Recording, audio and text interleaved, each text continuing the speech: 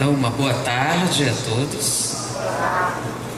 E já que a gente tem menos gente, é uma plateia mais flexível, a gente pode fazer uma coisinha um pouquinho diferente, né? Esse formato de palestra não é exatamente a minha praia, que eu sou professora, sempre fui professora. Então, os meus pais são palestrantes, oradores, né? Estilo de Valdo. Então, eles sempre criticaram muito, sempre ficam conversando com a plateia, você fica perguntando pro povo, falando, não tá certo, mas eu não consegui me curar. E depois você entra para dar aula, eu dava aula principalmente à noite, se você não conversa, o povo dorme. Então, depois do almoço. Então, vamos conversar um pouquinho? Vocês não querem se aproximar um pouco mais, não? Para a gente bater um papo? Então, para variar um pouquinho do formal, eu vou ficar amarradinho aqui que o Jacó amarrou bem o microfone e não pode sair. Ok. Agora a gente conversar um pouco. Ok, então... Pô, gente, então a gente pode conversar um pouquinho. Isso, aí dá pra mover, pronto. Solta assim, aí ninguém me segura mais. Bom, então vamos conversar um pouquinho? Em vez de a gente fazer uma palestra formal, eu gostaria de fazer uma pergunta. Eu fiz recentemente um estudo na nossa casa e eu fiz uma pergunta e eu fiquei chocada um pouco com a resposta. Eu pensei, era uma piada. E eu fiz a pergunta assim, bem... E quando eu vi que havia uma certa dificuldade de responder, eu tive um pouco de estado de choque. E a pergunta foi a seguinte: as vacas boas vão para o céu e as más vão para o brejo? Para onde vão as vacas boas quando morrem? Eu achei que foi uma piada, uma brincadeira assim, né? Para onde vão as vacas quando morrem? É uma pergunta, vão para onde? Não, da outra vez eu não estava esperando a resposta, mas como o pessoal começou a discutir, aí eu fiquei assim, mas... elas vão para o mundo espiritual. As vacas vão para o mundo espiritual? Só os cachorros? Não? Vão ou não vão? É que depois alguém veio conversar comigo sobre a psicografia dos cães, que está tendo.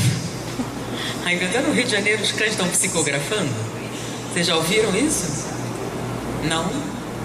Ninguém viu o Fantástico quando falou dos cachorros dando comunicação, não? Aí eu fiz a brincadeira, né? Para onde vão as vacas quando morrem?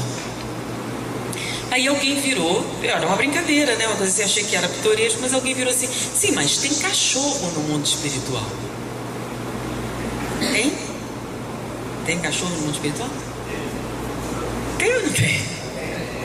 Tem. Sério, tem cachorro no mundo espiritual. Tem leão também? Orangotango? Vocês ouviram do safari que André Luiz fez no mundo espiritual? É porque se tem cachorro, por que não tem gato? Bom, não, o cachorro é muito inteligente, os golfinhos não são. Tem golfinho também. Baleia. Tem ou não tem? Eu acho que tem, eu acho que não tem.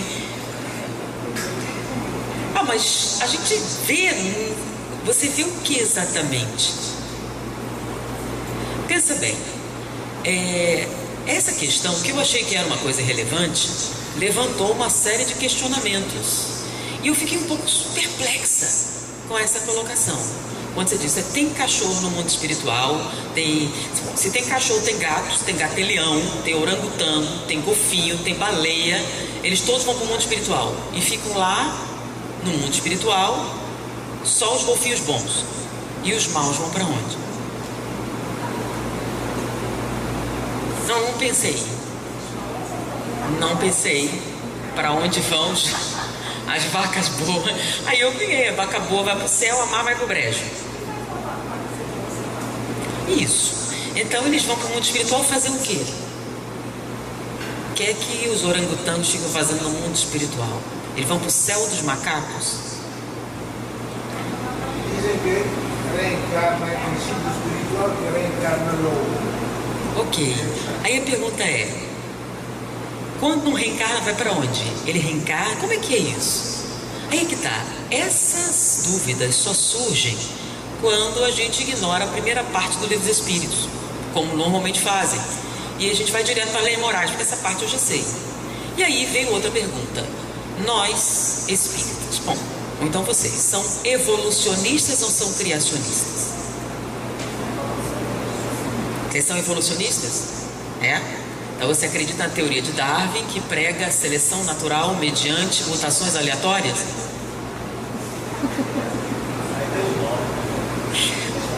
Porque são colocações importantes, né? Então nós somos evolucionistas.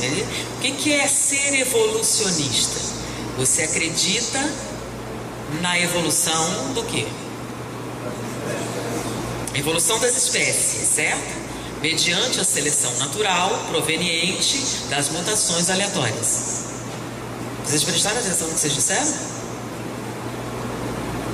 Então, vocês são evolucionistas, acreditam que as vacas vão para o céu e os macacos também. Quais as consequências dessas colocações? Então, vamos mais longe. Vocês acreditam em Deus? Esse é um princípio básico da doutrina espírita. Quais as consequências de você acreditar em Deus? E outra coisa, quando a gente fala que acredita em Deus, acredita exatamente no quê? Num ser sobrenatural? Porque a palavra Deus significa literalmente ser sobrenatural.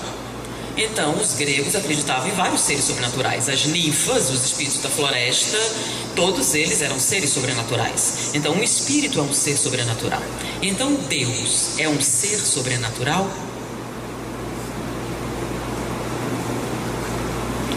Bom, agora você não acredita mais em animal, nem Deus, nem nada, né? Então, nós estamos fazendo aqui uma digressão filosófica. Todas as coisas que nós afirmamos têm consequências. E nós temos que arcar com as consequências desses pensamentos. Então, nós acreditamos em quê? A filosofia, por exemplo, ela acredita ou ela busca o chamado logos. O que é o logos? É a razão por trás de todas as coisas. Então, o objetivo do filósofo é encontrar o porquê final. Mas por quê? Mas por quê? E ele acha que no final existe uma explicação para todas as coisas. E o objetivo, e essa explicação, essa razão por trás de tudo, é chamada logos. Então, no passado, havia uma separação entre o mito e a filosofia. Como é que a filosofia ela surgiu? Ela surgiu na Grécia. Mas por que especificamente? O pessoal já logo fala que são espíritos que vieram. Não, foi uma razão assim um pouco mais mundana. Os gregos eram comerciantes. E todo bom comerciante sabe que para vender bem o cliente tem que ter razão. Então, eles baseavam o seu desenvolvimento econômico no comércio. E com isso, eles tinham que ser mais flexíveis com relação aos costumes. Então eles negociavam com egípcios, com fenícios, com povos de toda a natureza.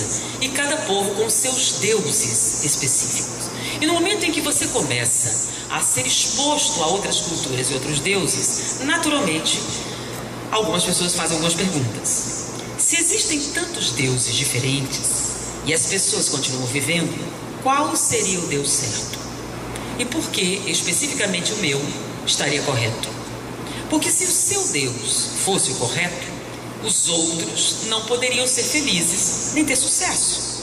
Porque uma vez que o sucesso e o bem-estar dependem de agradar aos deuses. Então, alguns começaram a discretamente duvidar dos deuses. E é a partir daí que eles procuraram explicações mais plausíveis ou mais substanciais para as realidades. E dessas perguntas, desses questionamentos com relação à natureza, surge a filosofia.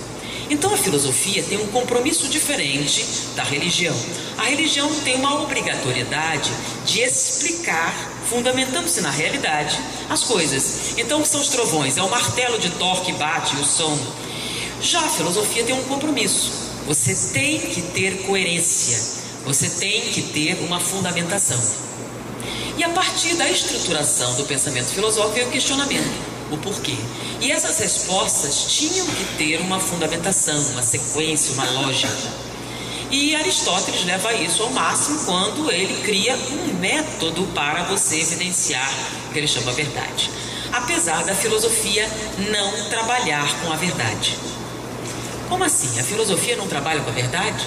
Se ela não trabalha com a verdade, não trabalha com a mentira? Não. Tudo tem a ver com duas palavrinhas que eu sempre, quando começo a falar de alguma coisa, seja para alunos, qualquer parte, eu falo da grande importância de duas palavras: conceito e definição. Conceito é o que você acha que alguma coisa é, e definir é dizer isso de tal maneira que isso não se confunda com outra coisa. Então, por que a filosofia não trabalha com a verdade? Por causa do significado de verdade. O que é verdade? Por exemplo, a verdade muda. A verdade muda? Porque se ela mudasse, então era mentira. Então a verdade é imutável. A verdade é relativa? Desse ponto de vista é verdade. Porque se tivesse outro, então seria mentira. Então a verdade é absoluta. A verdade, ela se decompõe? Não, senão se você tivesse só uma parte da verdade, seria mentira. Então a verdade, ela é absoluta, ela é perfeita, ela é imutável. Bom, se a verdade é tudo isso por definição, nós somos perfeitos? Não. Nós somos imutáveis? Não. Nós somos absolutos? Não. Se nós não somos nada disso, nós não podemos ver a verdade. Se nós não podemos ver a verdade, porque ela é inacessível para nós diante das nossas imperfeições, então a filosofia trabalha com o quê? Ela trabalha com a busca da verdade. E qual o nome dessa busca? Conhecimento. Então, conhecimento e verdade não são sinônimos. O que é conhecimento? O nome mesmo já diz, conhecer é dar a parecer uma parte. É a parte da verdade que você é capaz de ver. Então, o conhecimento muda? O conhecimento cresce? O conhecimento é relativo?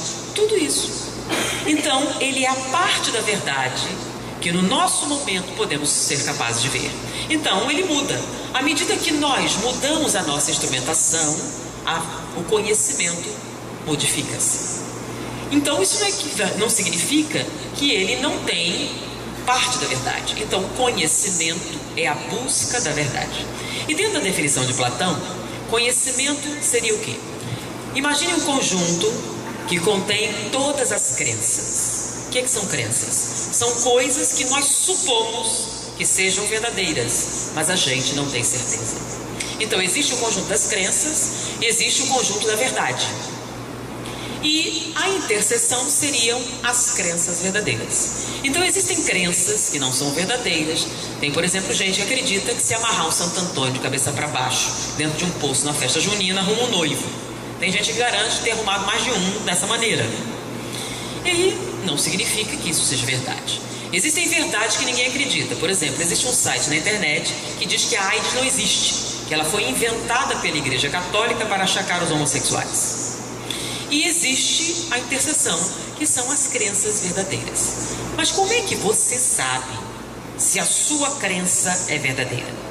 Você não sabe. E é justamente nessa interseção que se localiza o conhecimento. Então, segundo Platão, o conhecimento é uma crença verdadeira. Mas como é que você sabe que é? Porque para esta crença estar no conjunto do conhecimento, não basta você acreditar, você precisa justificar. Então, para Platão, conhecimento é uma crença verdadeira e justificada. Mas o que é esse justificar? É qualquer coisa? Não. Eu acredito porque minha mãe acredita e ela é uma mulher muito decente. Então, se uma pessoa não achar sua mãe muito decente, então não acredita. Então não é qualquer justificativa, é uma justificativa racional. E uma justificativa racional, ela obedece certas leis. Então não basta dizer que é, você precisa justificar. Então, filosofia significa literalmente amor ao saber. Saber é a busca da verdade. A busca da verdade é o conhecimento, e o conhecimento é uma crença verdadeira e justificada. Diante disso, o que é o Espiritismo? Quando você quer saber, você pega o primeiro livro, o Livro dos Espíritos, né? Então, quando a gente pega um livro, e a gente quer saber do que se trata, a gente abre. Normalmente vê a orelha ou vê a... Quando você abre o Livro dos Espíritos, qual é a primeira palavra que aparece? O Livro dos Espíritos é que é grande. E logo em cima, que é onde a gente procura, está filosofia espiritualista. Então o Espiritismo é filosofia. E não é qualquer tipo de filosofia, é uma filosofia espiritualista. Isso aí já define algumas coisas. Quando você diz que é uma filosofia espiritualista, você automaticamente está dizendo que quando você perguntar a respeito, quais são as perguntas que a filosofia faz? Quem sou eu? De onde eu vim? Para onde eu vou? E o que é que eu estou fazendo aqui? Então, essas perguntas, se você diz que é uma filosofia espiritualista, pressupõe que a explicação, que a justificativa não será materialista. Por exemplo, todo ateu é materialista? Não. O que é um ateu? Ateu é aquele que não acredita em Deus. Você pode não acreditar em Deus e acreditar em espíritos. Você pode não acreditar em Deus e acreditar em forças da natureza. Então, você é ateu, mas não é materialista. Mas todo materialista é ateu. Porque o que significa ser materialista? Materialista é aquele que não acredita em nada além da matéria. Então, a explicação da matéria está em si mesmo. Ela explica a si mesmo. Então, o Espiritismo é uma filosofia, ou seja, ele também quer respostas para a realidade. Porém, as respostas não estarão restritas a aspectos materiais. Então, aceita que existem explicações que vão além da matéria. Porém, no momento em que você diz que é uma filosofia, você se enquadrou nas definições de Platão: crença verdadeira e justificada. Então a filosofia espírita, ela tem alguns princípios. Entre eles, a imortalidade da alma, a crença em Deus, a comunicabilidade dos espíritos, a reencarnação. Quando você diz, vocês acreditam na reencarnação? Aí se você é espírita, automaticamente você diz sim. E aí você pergunta, por quê? Se você não sabe dizer por quê, não é conhecimento. Não é a busca da verdade, não é filosofia, logo não é espiritismo. Você acredita na comunicabilidade dos espíritos? Sim. Por quê? Se você não sabe dizer por quê, não é conhecimento, não é filosofia, não é espiritismo. E é o quê? Somente uma crença que você tem, como unicórnios, duendes, fadas. Não tem nenhuma diferença. Então, para ser espírita, não basta acreditar na reencarnação, acreditar na imortalidade da alma, ou acreditar na comunicabilidade dos espíritos. É preciso saber por que você acredita que a reencarnação existe. Por isso que uma das máximas espíritas é amai-vos e instruí-vos. Porque se você não puder dizer por quê, não é espiritismo, é uma crença como outra qualquer. Então, para ser espírita, não basta acreditar na reencarnação. Você precisa ir além e justificar essa crença para si mesmo. Agora, isso tem um motivo. Porque o espiritismo não é apenas uma filosofia. É uma filosofia de bases científicas. Ou seja, complica mais. Porque Platão teve um discípulo chamado Aristóteles. E Aristóteles também é conhecido como o pai da ciência. Por quê? Porque ele concordava com Platão até certo ponto. E Aristóteles amava muito Platão, tanto que ele ficou na academia por 20 anos. E ele dizia, concordava com Platão até certo ponto. É verdade que conhecimento é uma crença verdadeira e justificada. Porém, para ser conhecimento real, não basta justificar. Ele acrescentou um outro quesito. E ele separou o conhecimento entre conhecimento teórico e conhecimento real. O que vem a ser o conhecimento real? Para Aristóteles, conhecimento real é uma crença verdadeira, justificada e comprovada.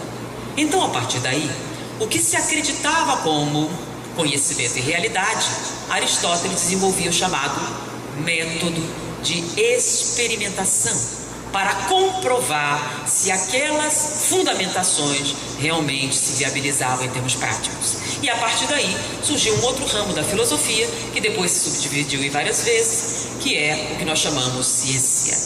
Então, a ciência tem um aspecto filosófico, mas tem também um aspecto experimental. E o Espiritismo não é só uma filosofia, é uma filosofia de bases científicas. Então, além de justificar, você precisa fundamentar experimentalmente as suas crenças. Então, complicou ainda mais.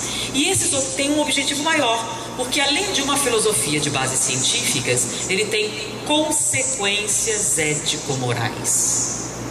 O que seriam as consequências ético-morais? É a prática que vem de uma fundamentação bem construída.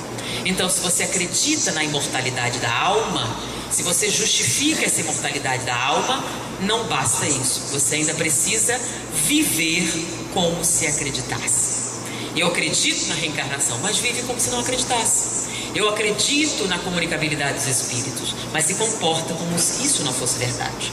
Então, o Espiritismo, para se apresentar em todos os seus aspectos, precisa de todos esses aspectos trabalhados juntos. Então, não existe espiritismo científico, espiritismo filosófico, espiritismo religioso. Toda vez que você separa, deixa de ser espiritismo. Então, vamos voltar para as vacas. Então, as vacas boas vão para o céu, os cães bonzinhos vão para algum lugar lá. E se tiver, tem cavalo também, aí terá um estábulo e alguém para tomar conta desse. Vamos pensar, na possibilidade disso ser real. Quando a gente pensa nos princípios básicos da doutrina espírita, eu citei 4, Deus, imortalidade da alma, comunicabilidade dos espíritos, reencarnação. Mas tem mais um. Qual o 5º princípio básico da doutrina espírita? Alguns comentam pluralidade dos mundos habitados. Aí, se você disser isso, automaticamente me pergunta: é ET? Ufologia? Não. O capítulo que fala pluralidade dos mundos habitados se refere a quê especificamente? Evolução. Então a gente é evolucionista. Mas a evolução contida no Livro dos Espíritos é a evolução de Darwin? Aquela que diz que o homem veio do macaco, etc., que a igreja se opõe sistematicamente em várias áreas religiosas. Então, o Espiritismo acredita na evolução segundo Darwin. Aliás, nós acreditamos na evolução da matéria? É uma coisa fundamental, porque dessa resposta uma série de digressões acontecem. Então, no momento em que você diz que você acredita em Deus, e a forma com que o Espiritismo coloca, o que é Deus? Deus é a inteligência suprema e causa primária de todas as coisas. Na verdade, nós acreditamos no Logos de Aristóteles, que Deus não é um ser sobrenatural, mas é o quê? A causa por trás de todas as coisas. E não é só isso, nós acreditamos que é a causa por trás de todas as coisas e mais uma coisa: inteligente, que pressupõe dizer uma coisa muito séria. Significa que o espírita acredita que o universo é intencional. Isso é uma coisa importante? Sim, porque hoje se busca muito a origem do universo. Como tudo começou? Aliás, o que vem a ser o universo? O universo é um todo. Então, tudo que existe é o universo. O universo tem um começo? Por exemplo, o universo presente em que nós estamos tem um começo? Não tem, não? Nunca ouviram falar do Big Bang? Então, segundo a ciência, o Big Bang é o começo do nosso universo, esse que nós conhecemos, com essas leis que nós reconhecemos. O Big Bang aconteceu ou é um mito? É teoria. O Big Bang é uma teoria? Quem assistiu os filmes recentes, Uma Breve História do Tempo, a biografia de... Bom, o Big Bang não é mais uma teoria, é um fenômeno físico comprovado. Nós já temos evidências suficientes para afirmar que o Big Bang é um fato. Nós temos a época em que ele aconteceu, o tempo que ele levou, tudo isso foi bem definido. Mas ainda existe uma controvérsia, O universo aconteceu por acaso? E das grandes discussões, aparentemente, o universo casual é o que normalmente as pessoas recitam como matematicamente a parte ganhadora. E muitas pessoas discutem desta maneira e usam uma série de evidências matemáticas para afirmar que os nossos processos físicos, astronômicos, aconteceram por acaso. Então, e eles usam uma matemática específica para dizer isso. Por exemplo, se eu pegar uma bacia e colocar nessa bacia letrinhas, sabe aquelas letrinhas que a gente usa para brincar com criança? Sacudir, jogar. Qual a probabilidade de eu fazendo isso sair um poema de Castro Alves? Existe matematicamente essa possibilidade? Eu boto um monte de letrinhas, sacudo assim, jogo e sai um poema de Castro Alves. Existe ou não existe? É muito pequena, mas existe. E é basicamente daí que surge a ideia de que o universo, ele surgiu por acaso.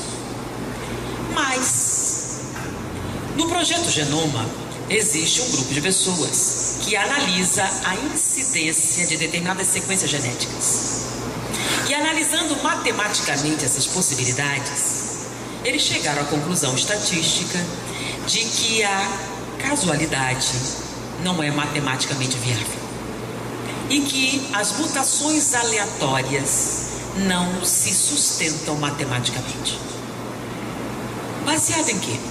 Então vamos colocar matematicamente a mesma hipótese, né? Você pega uma bacia cheia de letrinhas, sacode e joga. Sai um poema de Castro Alves. Você recolhe as letrinhas, sacode, joga e sai uma crítica ao poema anterior. Qual a probabilidade deste evento matematicamente? Não existe. Você não precisa nem tentar calcular. Não existe por quê? Porque um evento intencional não pode surgir de um evento casual. Então você está trabalhando a hipótese de alguma coisa aleatória acontecer e desta coisa aleatória surgir uma coisa intencional.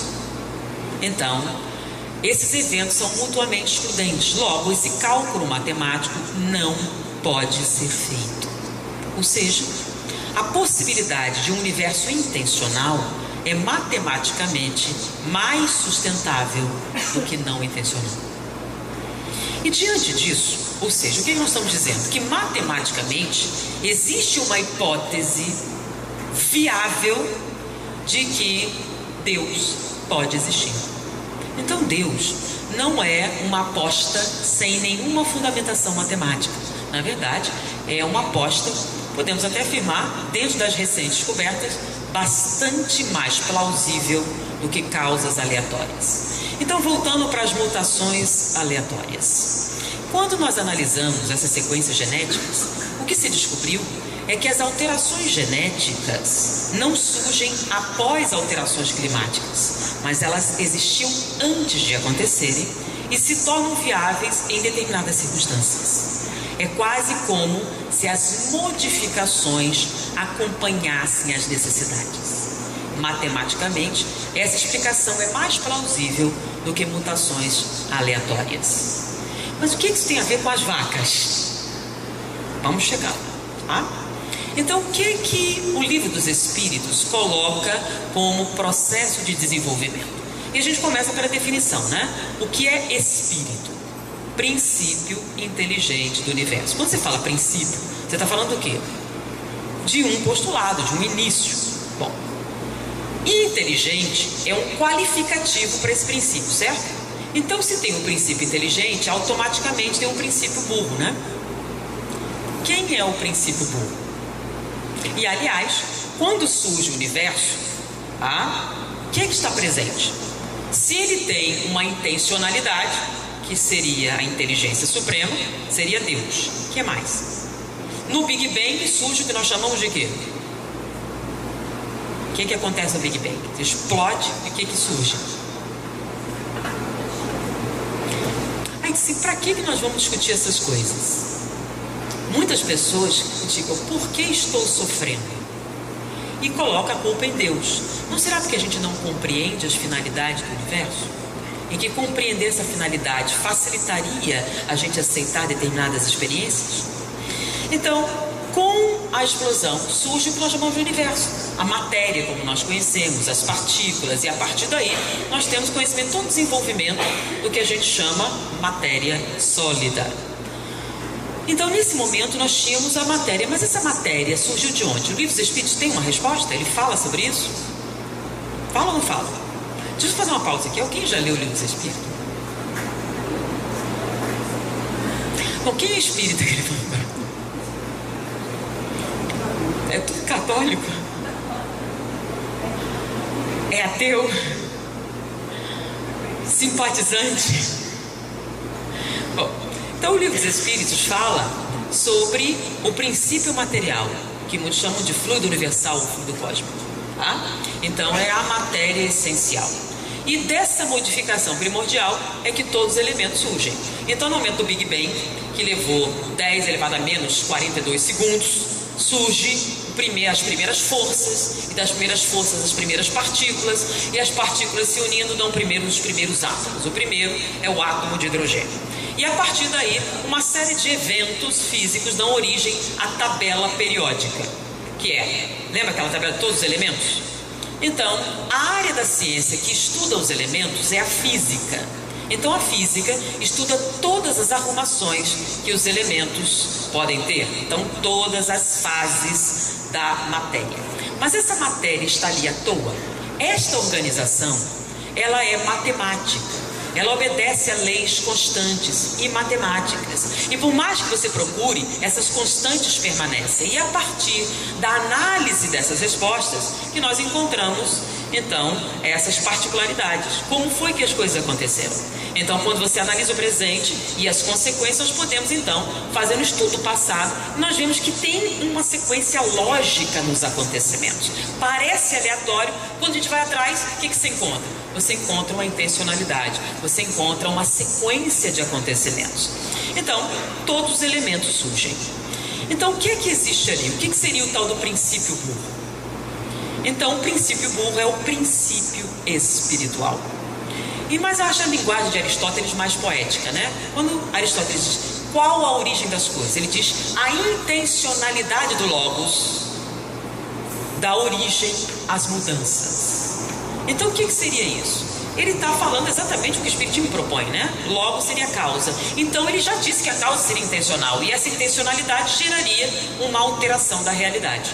Então vamos dizer que Deus pensou, e quando pensou, algo saiu dele. E esse algo que saiu dele causou a primeira modificação da matéria propriamente dita, que seria um fluido universal, dando origem às mudanças que essa matéria tem. Então, cada mudança que ela tem uma causa inteligente, ou seja, tem uma intencionalidade. Então, a mudança é inteligente. E da análise dessas mudanças, dessa sequência, nós podemos tirar a ilação de que existe uma causa matematicamente perfeita para essas modificações. E à medida que essas modificações acontecem, elas vão agregando informação. Aí você passa pela tabela periódica, hidrogênio, hélio, etc. Vai indo, passa por todas as... E o princípio espiritual que está por trás dessa estrutura da matéria, das forças que estão ali, ele está adquirindo informação. Mas ele tem consciência dessa informação? Não. No momento em que ele domina todas as modificações que a matéria pode ter, ele faz um salto evolucionário. E ele sai da física e entra na química. O que é a química? A química estuda todas as ligações que os elementos podem fazer, as chamadas ligações químicas, as propriedades das moléculas, propriedade das substâncias. Então, o nível de informação cresce exponencialmente. Quanto mais informações, maiores modificações. Então, o princípio espiritual está por trás de todas as estruturas, reações químicas, propriedades que a matéria pode desenvolver. Então, quando você mistura o sal com a água, quando você mistura o enxofre com certas substâncias, quando você faz uma reação química de qualquer natureza, endotérmica, exotérmica, de qualquer tipo, todas aquelas leis de Boyle, todas elas matematicamente perfeitas e analisáveis. E uma pausa, o que é matemática mesmo? A matemática foi inventada. Matemática é medir e comparar. Toda vez que você mede e compara e busca uma igualdade, uma diferença, isto é matemática. E toda vez que a gente procura medir e comparar, o que nós encontramos? Simetria. Nós encontramos constantes. Nós encontramos leis matematicamente perfeitas. E o princípio espiritual está ali, na química. Quando ele sai da química orgânica, entra na química inorgânica, entra na química orgânica, depois que ele domina toda a química, ou seja, todas as informações da química, ele faz um salto evolucionário e entra em outra área do conhecimento chamado biologia. E ali ele se articula primeiramente como um ser vivo. Então, esse princípio espiritual que está presente domina tudo que há para saber sobre matéria, tudo o que há para saber sobre a química, e agora ele vai experimentar a biologia. Então, nós temos procariotas, eucariotas, algas xenofícias, e você vai passando pelos reinos da natureza, os fungos, os vegetais superiores, entra no reino animal, chega aos mamíferos. E, nesse momento, quem é que está ali? O princípio espiritual. Você não chama de espírito? Não. O que é o espírito? Princípio inteligente do universo. Mas peraí. Os cachorros não são inteligentes? São. Então, aí é que vem de novo o conceito e definição. O que é inteligência? Normalmente, as pessoas confundem inteligência com capacidade de aprender. Os animais têm capacidade de aprender? Tem. Bactérias também. Tá? Plantas também. Então, capacidade de aprender não é sinônimo de inteligência. Nós podemos aprender, por exemplo, por tentativa e erro. Você vai andando, cai no buraco. Você vai andando, cai no buraco. Então, você aprende a não andar por ali porque ali tem um buraco. Então, você aprendeu alguma coisa? Sim, por tentativa e erro. Então, quando a gente tem uma experiência, os resultados dessa experiência nos fazem adquirir conhecimento, e o nome disso é aprendizado. É a única maneira de aprender? Não. Nós podemos aprender por transferência. Por exemplo, vocês sabiam que o voo das abelhas comunica coisas? Então, dependendo de quantas vezes uma abelha sobe ou circula, ela diz a latitude e a longitude de um determinado grupo de flores. Ou seja, eles são melhores que a gente. Quando ele vai informar um lugar, ele diz a latitude e a longitude. E a quantidade de flores que tem numa região. Então, as abelhas se comunicam. E no que se comunicam, elas transferem informação. Então, os animais são capazes de aprender por tentativa e erro e por transferência. Mais alguma maneira? É aí que entra o problema. Uma antropóloga ensinou para o orangotango a linguagem dos sinais.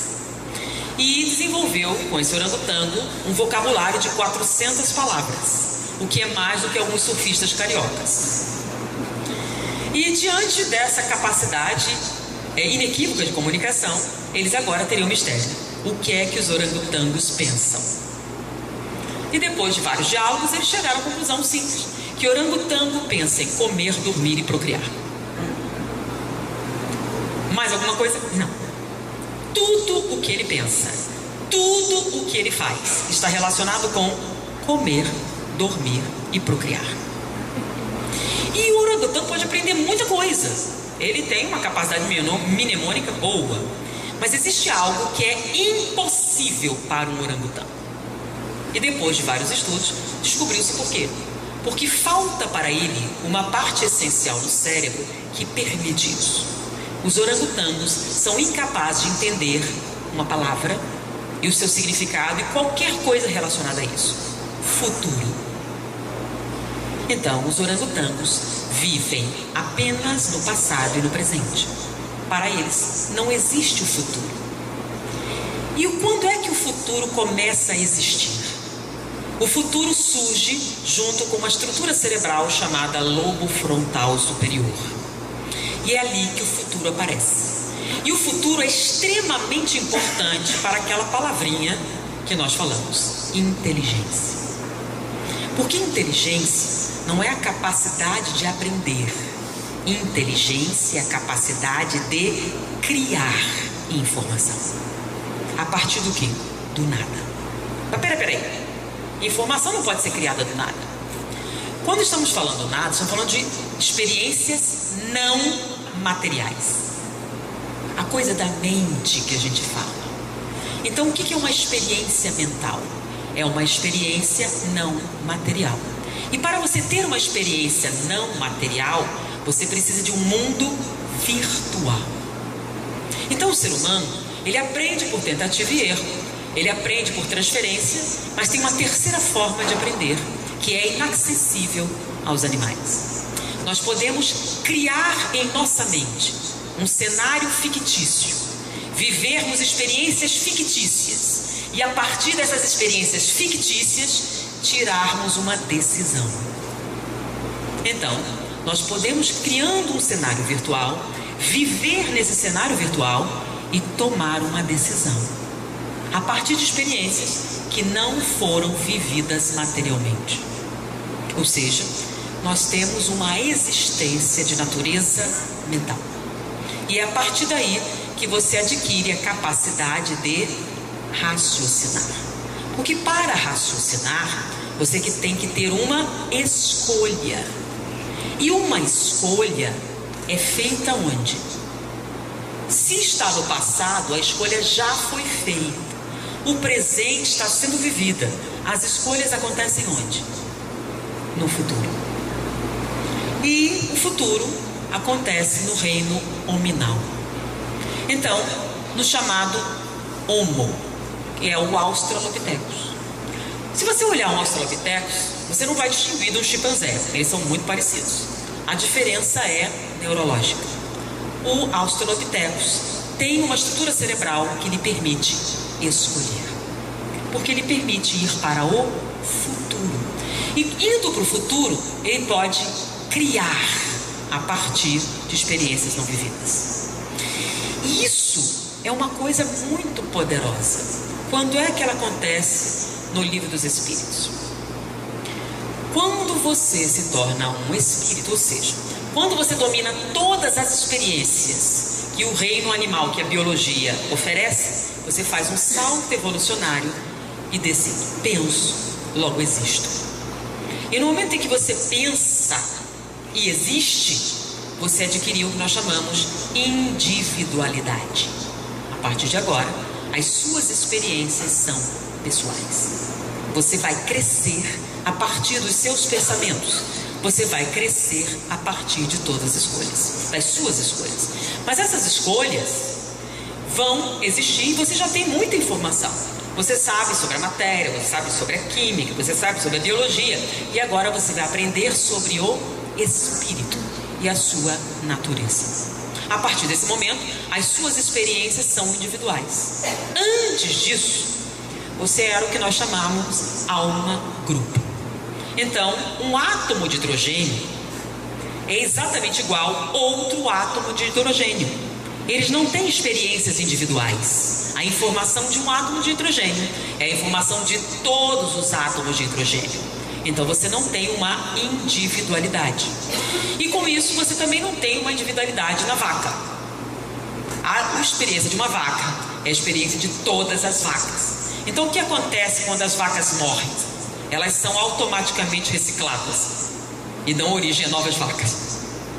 Então a consciência de uma vaca, ela não é individual. Então você não vai ter uma vaca no mundo espiritual, porque o mundo espiritual é um mundo imaterial.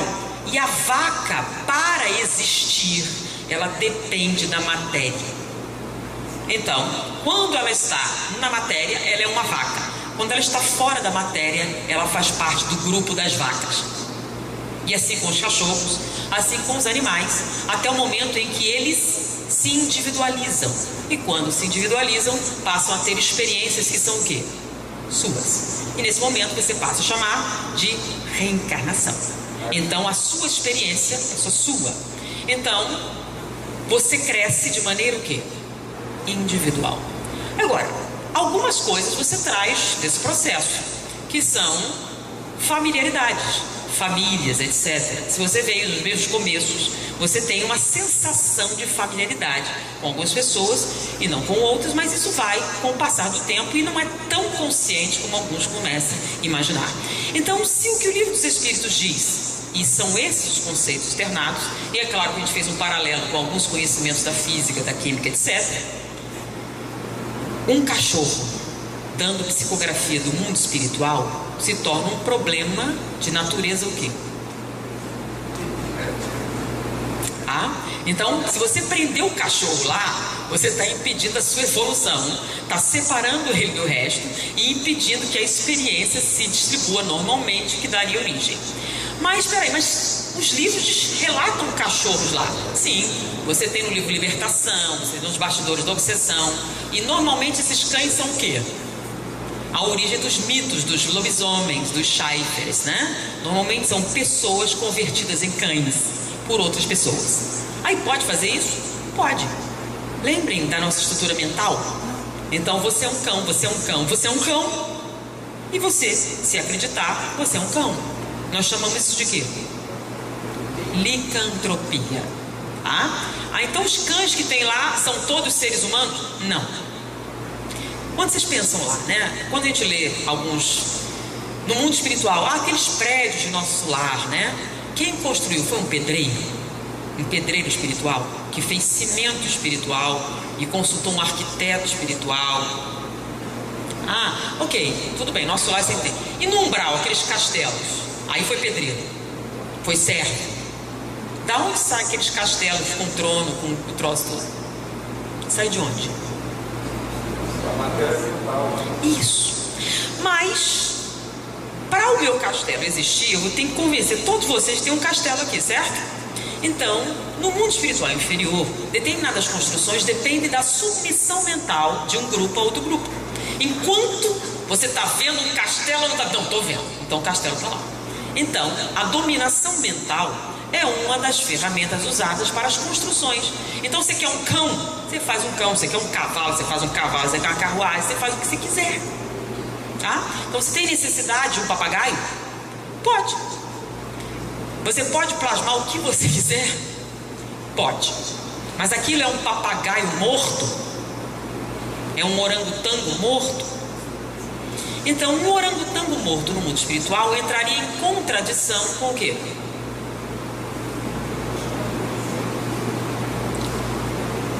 Na dúvida, você fica com quem? Por que o Livro dos Espíritos? O Livro dos Espíritos é sagrado? Por que o Livro dos Espíritos é a nossa matriz? Porque a gente escolheu que foi o primeiro? Não, porque ele sintetizou. Pela metodologia aplicada. É isso que faz a diferença. Primeiro, qual é o espírito autor do Livro dos Espíritos? Como é que você tem certeza que é espírito? Porque Kardec tomou cuidado de fazer isso. Então, quando ele fazia uma pergunta, ele evocava um espírito para a pergunta, e aí ele mandava para médiuns diferentes. Então ele usava 3. Ele fazia a pergunta, a mesma pergunta, e esperava a mesma resposta. Se a resposta era igual, quando era uma pergunta mais polêmica, ele tomava cuidado de usar outros médiuns em outras cidades, em outros países. Então ele mandava a perguntava para o mesmo espírito através de médiuns diferentes, e quando a resposta vinha e era a mesma, o que ele confirmava? Que era realmente um espírito. Então você tem certeza que é uma resposta do quê? Do mundo espiritual. Então, quando você tem uma única resposta de um único espírito, pode ser a opinião dele, não pode? Então, pode estar sujeita à influência do médium. Sim, mas no momento em que você pega médios diferentes, em localidades diferentes, e toma um cuidado de usar uma determinada metodologia, você está tentando fazer o quê? Realmente ter um resultado que vem do mundo espiritual. Então, o Livro dos Espíritos, o Livro dos Médiuns, do Evangelho foram produzidos a partir dessa estrutura. Então, por isso, na dúvida, a gente segue o quê? O Livro dos Espíritos. Não é porque ele é sagrado, não é porque ele é místico, nem porque está numa conjuntura astral especial, e sim porque a metodologia fundamenta a tese espírita. Então, essas são as colocações, estão na primeira parte do Livro dos Espíritos, do espírito e da matéria. Então, vamos de novo. Nós temos aqui esse saco plástico, tá? Ele é feito de matéria, plástico. A gente tem até os elementos, a gente pode dizer quais são os elementos que compõem. Existe aqui o princípio espiritual? Sim. Se esse objeto obedece a leis químicas, físicas, estruturais, matemáticas, significa que existe aqui uma estrutura inteligente. Mas é uma inteligência consciente? Não.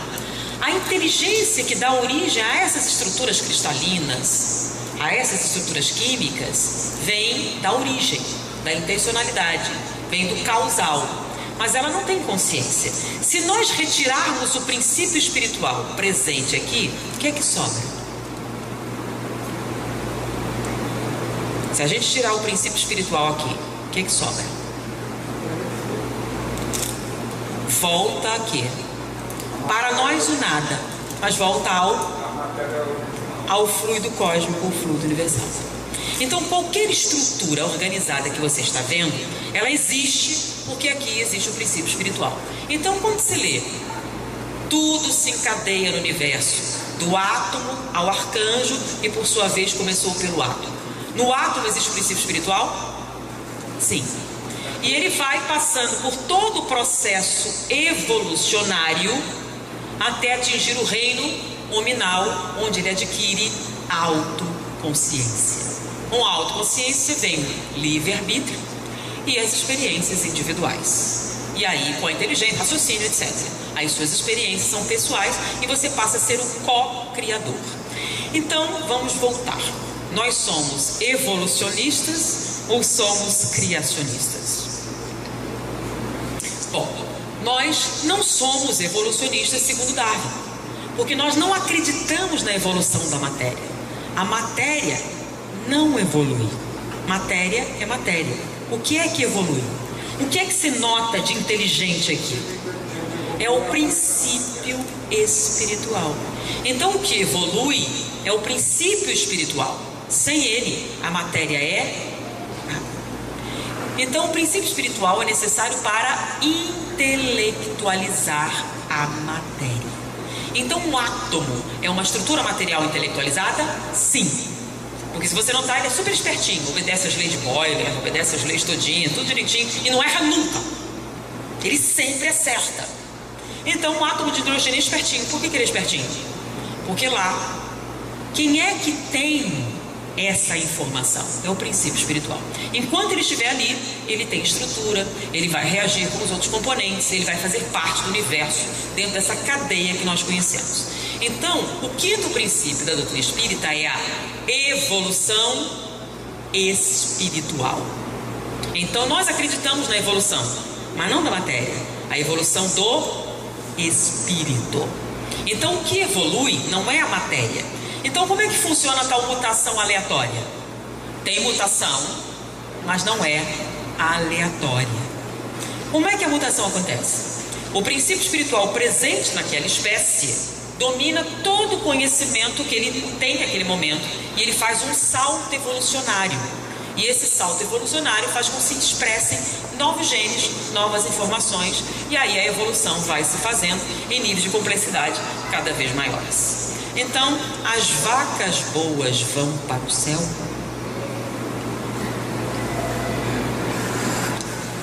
Primeiro, não tem vaca boa nem vaca má. Vamos pensar, olha só, gente. Por que um leão mata? Mata quando tem fome? Mata para defender o teu território? Mata para defender as crias? Por que mais o leão mata? Não tem. Então, você pode prever o comportamento do leão? Então vamos imaginar, você está no zoológico passeando com a sua família, tá? E aí o tratador matador esquece a jaula do leão aberta. O leão escapa e come sua sogra. É um leão bom ou um leão mau?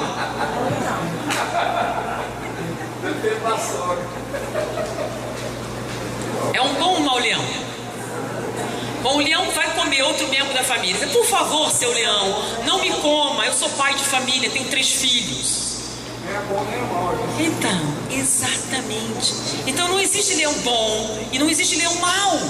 Por que que não tem? Porque leões não têm escolha.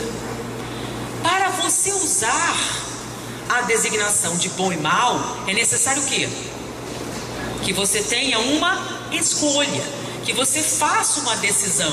Então não existe leão bom, não existe leão mau, como não existe vaca boa e vaca má. Vacas são vacas, leões são leões, mas seres humanos sim têm opções. Então no momento em que você tem opções, você começa a ter os chamados dilemas morais, etc. E você passa a ter uma vida espiritual. Olha o nome. A vida espiritual depende do conteúdo mental. Como a vaca não tem, se você tirar a matéria dela, o cérebro e toda a estrutura, sobra o quê? Sobra informação que se agrega ao todo e dá origem a novas informações. Deu para entender, gente? Então a vaca que estava lá, vamos usar Ivone Pereira. Agora eu não me lembro se é Devassando do Invisível ou se é Estudando a Mediunidade, não me lembro. Tem lá um momento em que Dona Ivone está no mundo espiritual com os mentores e eles vão a uma casa que está sofrendo um processo perturbativo. Lá eles se concentram e no lugar da casa aparece um sítio, uma casinha pobre e uma pessoa que está lá, um senhor. E eles, aquele espírito é que está perturbando a família. E eles estão lá para recolhê-lo para tratamento. E eles vão conversar com o homem, vamos, o senhor tem que sair daqui, está aqui. E ele resiste. Eu não posso largar meu sítio, minhas vacas, minhas galinhas, meus bichos. E tem lá um sítio completo com todos os animais. E aí ele está tentando convencer o senhor a sair dali, quando um outro companheiro, que era do grupo, Dona Ivone sabia, chega. Olha, gostei desse sítio, gostei muito, quer vender? Aí o outro vira e fala, olha, é sua chance, você vende o sítio e aí você vai para o tratamento espiritual, beleza. Aí o homem não topou, aí ele tirou o dinheiro, deu para o homem e o homem foi levado. Aí Dona Ivone ficou assim, mas Charles, isso foi uma fraude, esse dinheiro é falso. Sim, minha filha, mas a vaca é falsa, o sítio é falso, não é falso. Começaram a entender? Então haviam vacas e cachorros e gatos, galinhas? Não. Então lá é o mundo do quê? Isso. Mas para ter um mundo mental, você precisa ter uma mente. Uma mente o quê? Independente. Gatos, cachorros, galinhas têm mente independente? Logo também não tem o mundo espiritual das vacas. Então nós estamos afirmando alguma coisa? Não. Tem lógica o que nós falamos? Dá para a gente acompanhar dentro da física, da química, da biologia? Então lembre-se que o espiritismo é uma filosofia de bases científicas e consequências ético-morais. Para que nós possamos trabalhar realmente as consequências ético-morais, a gente precisa de quê? Bases sólidas. Porque na dúvida a gente acaba fazendo errado. Então, não basta acreditar na imortalidade da alma, não basta acreditar na comunicabilidade dos espíritos, não basta acreditar na reencarnação. É necessário saber por quê e depois viver como se isso fosse verdade. Então, nós somos criacionistas ou evolucionistas? Nós somos espíritas. Foi um prazer estar com vocês, muita paz.